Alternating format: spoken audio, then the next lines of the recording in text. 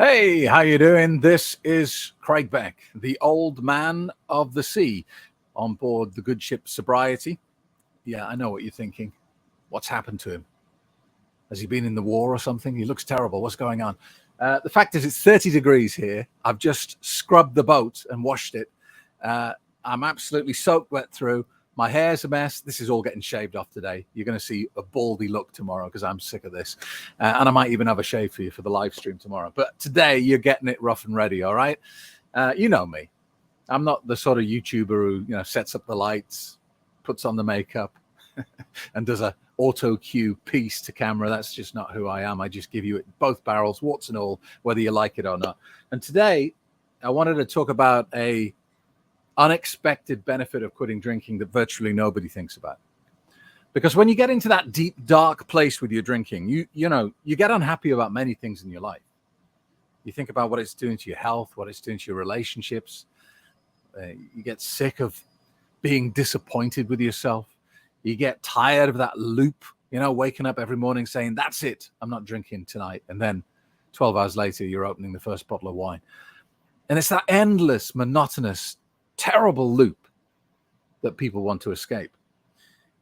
But there is a benefit to stopping drinking that could save the life of your family. And often that's a stronger motivator than the harm you're doing to yourself, isn't it? We all know the life we're supposed to be living. If we wanted to be perfect human beings, we would eat the correct amount, we would weigh the correct amount, we wouldn't take drugs, we wouldn't go into dangerous situations, we would do all those things if we wanted to protect ourselves 100%. But life can't be lived in that sort of sterile way. And so, we slip, don't we? But I think we have higher standards for those we love. Would you encourage your children to take risks, to take drugs, to eat too much? Of course you wouldn't. And if you saw them doing those things, you might have a quiet word and say, hey, look, no, that's harmful. Now, of course, the first thing they're going to say is, well, you do it. And the answer, of course, is, yeah, but I love you more than I love me. But when you stop drinking, you are there if the people who love you need you. And not many people consider this and think about it. Of course, when you're drinking, you're physically there, but you're not capable. You're not able to help them.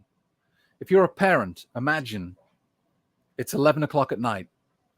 They're out at a friend's house. Something terrible happens. They ring you crying on the phone saying, Dad, Mom, help me, please. Help me, please. What are you going to do? You're going to jump in your car and you're going to go and drive to them, aren't you? And you're going to go and help your children. That's what any parent would do. But what if you can't? What if you're so drunk that you can't? Now what are you going to do?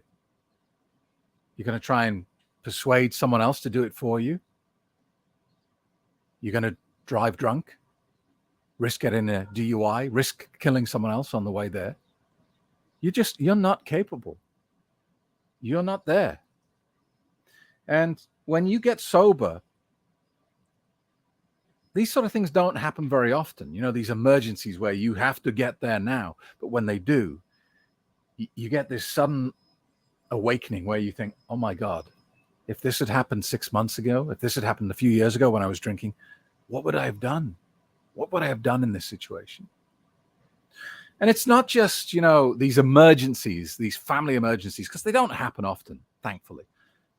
But there are other things that, your reputation is at risk if you don't turn up.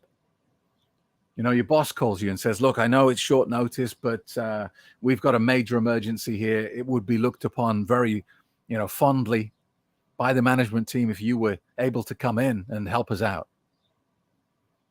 If you're sober, you go, yeah, I'll be there. And you get a little brownie point, don't you? You get a little tick in the box from the boss, and maybe these little ticks in boxes head to pay rises in the future. But if you're drinking, even though you know what's going on, this is a little test, you have to say no, because you know that you're drunk. If you turn up to work as you are, you're going to do more harm than rejecting the boss's plea for help. But either way, you're screwed. Either way, you're not getting the brownie point. Someone else is getting it. Someone else is getting that pay rise in the future because you're not a team player. You're selfish, and whatever other negative phrase you want to use. In my life, I own quite a few rental properties, and I rent them out to tourists. Now, when tourists are in your properties, they don't care what time of day it is. If they've got a problem, they ring you.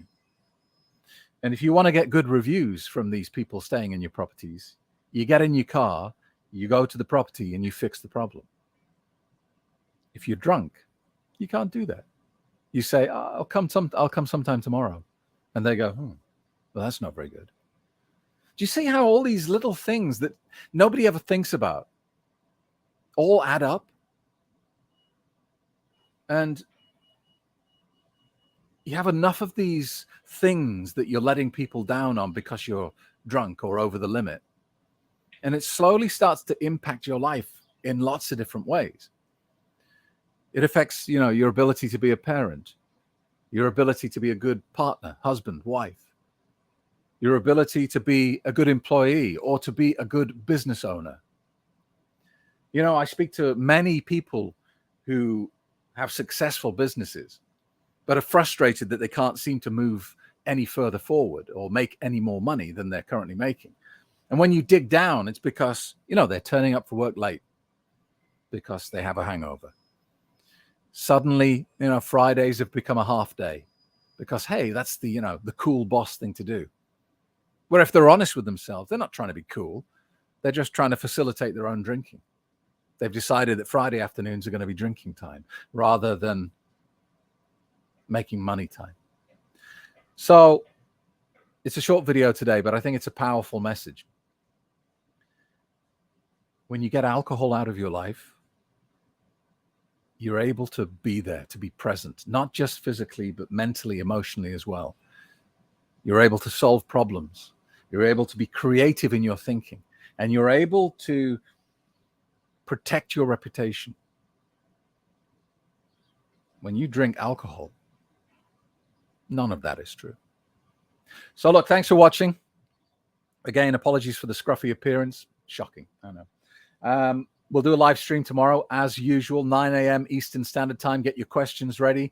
It will be the usual Ask Me Anything. So if you've got any problems with staying sober, quitting drinking, or anything else at all, I'll do my best to give you a plausible answer. Thanks a lot. See you tomorrow, and have a good day. What's left of it. Discover the world's most successful and respected online quit drinking program today. Craig Beck helps you understand what alcohol does to you, how it works. Are you finally ready to take action? Your sober journey begins 11 a.m. Sunday. Reserve your space at my next free quit drinking webinar.